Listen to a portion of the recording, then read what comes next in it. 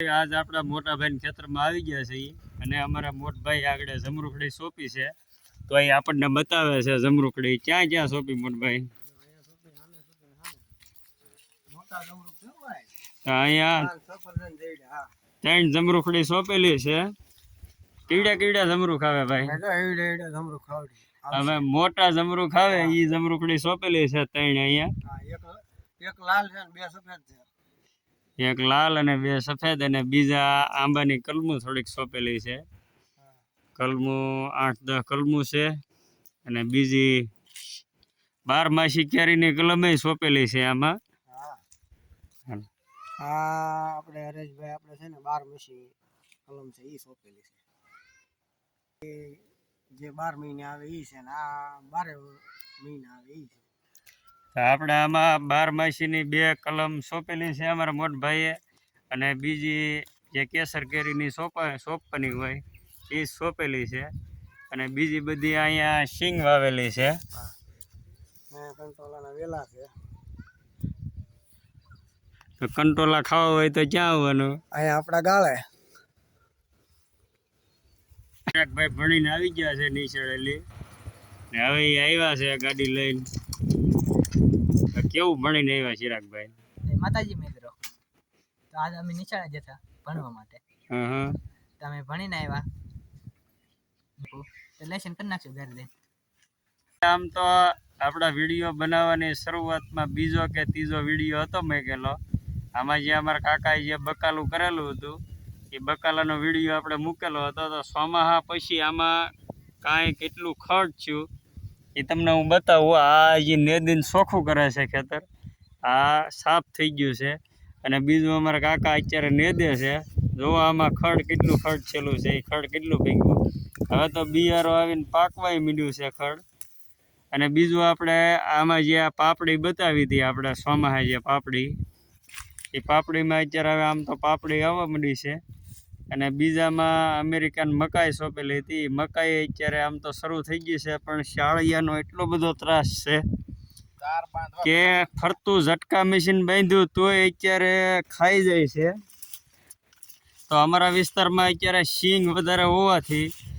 મકાઈનું વાવેતર બહુ ખૂબ ઓછું છેલ્લું છે એટલે અત્યારે એનો ત્રાસ થોડોક રહે તો એ ભાંગીને અત્યારે અહીંયા આમ તો દાણા અમુકમાં જ આવે એવા છા છે પણ તોય એ ભાંગીને નુકસાની ખૂબ આપે છે અને ખાય એ હું તમને બતાવું હમણાં તો આ રીતે ભાંગીને નાખી દે અને આમાં જોવા આવી ટાકડી આવા ભાંગી નાખે બધા ભાંગી અને અમેરિકન મકાઈ ગળી વધારે આવે એટલે વધારે નુકસાન થોડીક આવે એટલે આપણે ધ્યાન રાખવું પડે અને થોડોક ત્રાસે રહે એનો આ વર્ષે અમારા કાકા બકાલી બનેલા છે બકાલું એકે વર્ષ કરતા નહીં પણ આ વર્ષે જ બકાલાની ખેતી શરૂ કરેલી છે તો બકાલામાં કેવું રહ્યું કાકા એમાં તો ખાવા પૂરતું તો બહુ સારું રહ્યું બાકી વ્યવસાય નહીં જાજુ કારણ કે આવડે નહીં એટલે શું થાય ભાઈ અમે બકાલું તો વણ પહેલી વાર જ કર્યું છે પણ એમાં પાપડીને એવું તો ક્યારેક થાય સારું આમ ઘર પૂરતી થઈ જ રહે છે પણ વ્યવસાય એમ ન થાય ને આ 2-3 વર્ષ કરીએ ત્યારે ખબર પડે આમાં એમ તો ખબર ન પડે કાંઈ અને રીંગણી મારે બહુ સારી છે પણ હવે રીંગણા પહેલાં બહુ પડતા અત્યારે બંધ થઈ ગયા કોને ખબર હું છું હાલો તમને આગળ બતાવે તો અત્યારે ભાઈ આમ તો રીંગણીમાં બજાર સારી છે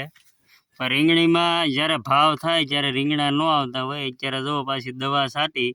અને મહેનત ચાલુ છે પણ અત્યારે હજી કોક ફૂલ આવે છે ને બાકી તો અત્યારે ભાવ જ્યારે હોય ત્યારે જ રીંગણીમાં બજાર રીંગણા આવતા બંધ થઈ જાય અને બજાર ત્યારે જ સુધરેલી હોય વધારે વરસાદના કારણે અત્યારે બજાર ઓછી આવે અને આપણે ઈડું પકડવાના ફાનસ ને ટીકડી હવે લગાડ્યું છે કૂદા પકડવા તો આમાં 1-2-3 માખી આવેલી છે અત્યારે અલગ અલગ રીંગણી થોડીક છે એમાં આપણે 5-6 ફાનસ મૂક્યા છે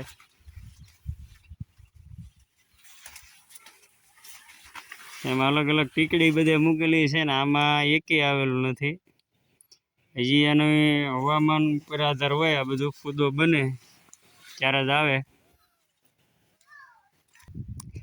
તો આપણા ભાઈ બકાલામાં આમ તો આ પાપડીમાં ફાનસ મૂકેલા છે ઓલી રીંગણી મૂકેલા હતા તો અલગ અલગ નવીન પ્રયોગ કરવાના હોય તો ગમે જ્યાં ખેડૂત અલગ અલગ પ્રયોગ કરતા હોય તો આમાં પાપડીમાં તમને બતાવવાની છે કેટલી માખીઓ આવેલી છે, ફાનસ મૂકેલું છે. આમાં આ રીતની માખી આવી ગયેલી છે. આજે ડોકા મરડીની જ આવે આ સ્પેશિયલ, ડોકા મંડીની સ્પેશિયલ આવે આ. આમાં એ જ ઈળું મૂકે. બધા તમામ બકાલામાં હોય આ.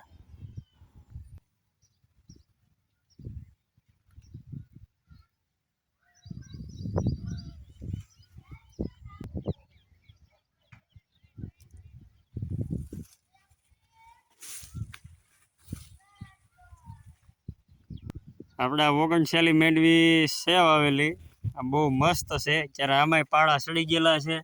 અને મેંડવી આમ તો રાપા ભળે એવું થઈ ગયેલું છે. અને મેંડવી બધાય વરસ કરતાં અમારે આમ તો આ વર્ષે બહુ સારી દેખાય છે. સિંગમાં કાંઈ ઘટે નહીં એવી સિંગ છે અમારા કાકાની.